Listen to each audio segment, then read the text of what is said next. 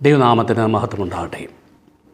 യേശു ക്രിസ്തുവിനെ ഇസ്രയേലിൻ്റെ രാജാവായി, തൻ്റെ ജനത്തെ അവരുടെ പാപങ്ങളിൽ നിന്ന് രക്ഷിപ്പാനിരിക്കുന്ന രക്ഷകനായും, ലോകാവസാനത്തോളം തൻ്റെ ജനത്തോടൊപ്പം ഇരിക്കുന്ന കർത്താവായും മത്തായി വെളിപ്പെടുത്തിയിരിക്കുന്നു.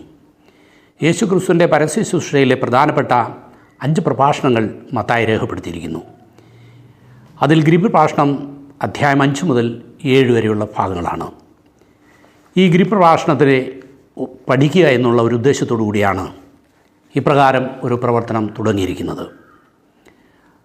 ഗിരിപ്രഭാഷണത്തിൻ്റെ തുടക്കത്തിൽ 5-ാം അധ്യായത്തിൻ്റെ 1-2 വാക്യങ്ങൾ നമുക്ക് വായിക്കാം.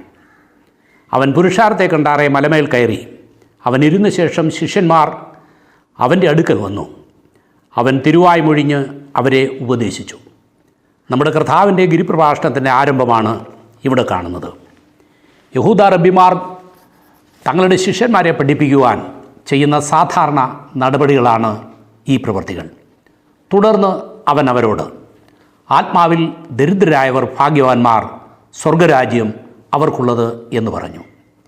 എല്ലാറ്റിൻ്റെയും സമൃദ്ധി അനുഗ്രഹമായും ഇല്ലായ്മകൾ ശാപമായും കരുതുന്ന ഒരു സമൂഹത്തിൽ നിന്നും തൻ്റെ ശിഷ്യന്മാരായിരിക്കാൻ തിരഞ്ഞെടുത്തവരോടാണ് കർത്താവ് ഇപ്രകാരം പറയുന്നത്. ഈ ലോകത്തിൻ്റെ നീതിശാസ്ത്രവും ദൈവരാജ്യത്തിൻ്റെ നീതിശാസ്ത്രവും പരസ്പര വൈരുദ്ധ്യം നിറഞ്ഞതാണ്. ആത്മാവിൽ ദരിദ്രരായവർ എന്ന് പറയുമ്പോൾ നിങ്ങളുടെ സ്വർഗീയ പിതാവ് സൽഗുണപൂർണനായിരിക്കുന്നത് പോലെ നിങ്ങളും സൽഗുണപൂർണരാകുവിൻ എന്നുള്ളതാണ് ഒരു ക്രിസ്തു ശിഷ്യൻ്റെയും ആത്മീയ വളർച്ചയുടെ ദൈവിക മാനദണ്ഡം എന്ന് നാം ഓർത്തിരിക്കേണ്ടതാണ്. ആത്മീയ ലക്ഷ്യത്തിലേക്ക് യാത്ര ചെയ്യുന്ന ഒരു ശിഷ്യന് മാത്രമേ ഈ ലോകത്തിൻ്റെ വെളിച്ചമായിരിക്കാൻ കഴിയുകയുള്ളൂ. തങ്ങൾ നീതിമാന്മാർ എന്നുറച്ച് മറ്റുള്ളവരെ ധിക്കരിക്കുന്ന ചിലരെക്കുറിച്ച് കർത്താവ് പറയുന്ന ഒരു ഉപമ ലൂക്കോസിൻ്റെ സുവിശേഷത്തിൽ രേഖപ്പെടുത്തിയിരിക്കുന്നു. ഒരു പരീശനെക്കുറിച്ചും ഒരു ചുങ്കക്കാരനെക്കുറിച്ചും കർത്താവ് ഇവിടെ പറഞ്ഞിരിക്കുന്നു. താനൊരു പാപിയാണെന്നുള്ള അവബോധമില്ലാതെ തൻ്റെ പുണ്യപ്രവൃത്തികളാൽ നീതീകരിക്കപ്പെട്ട് ആത്മാവിൽ സമ്പന്നനായ ഒരുവനായാണ് പരീശൻ തന്നെ നിരീക്ഷിക്കുന്നത്.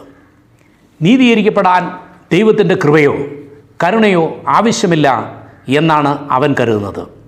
തൻ്റെ പുണ്യപ്രവൃത്തികൾ തന്നെ നീതീകരിക്കുമെന്നാണ് അവൻ്റെ ധാരണ. ന്യായപ്രമാണത്തിൻ്റെ പ്രവൃത്തികളാൽ ഒരു ജഡവും അവൻ്റെ സന്നിധിയിൽ നീതീകരിക്കപ്പെടുന്നില്ല എന്ന് ദൈവത്തിൻ്റെ വചനം പറയുന്നു. അവൻ ദൈവത്തിൻ്റെ നീതിയെ അറിയാതെ സ്വന്തം നീതി സ്ഥാപിപ്പാൻ അന്വേഷിച്ചുകൊണ്ട് ദൈവത്തിൻ്റെ നീതിക്ക് കീഴ്പ്പെട്ടില്ല. ദൈവത്തിൻ്റെ സന്നിധിയിൽ നീതീകരിക്കപ്പെടാതെ അവൻ ആലയത്തിൽ നിന്നും മടങ്ങിപ്പോകുന്നു. എന്നാൽ ചുങ്കക്കാരൻ അങ്ങനെയല്ല. അവൻ്റെ മനോഭാവവും പ്രാർത്ഥനയും ശ്രദ്ധേയമാണ്. അവൻ ആത്മാവിൽ ദരിദ്രനായ ഒരു പാപി എന്ന മനോഭാവമായിരുന്നു അവനുണ്ടായിരുന്നത്.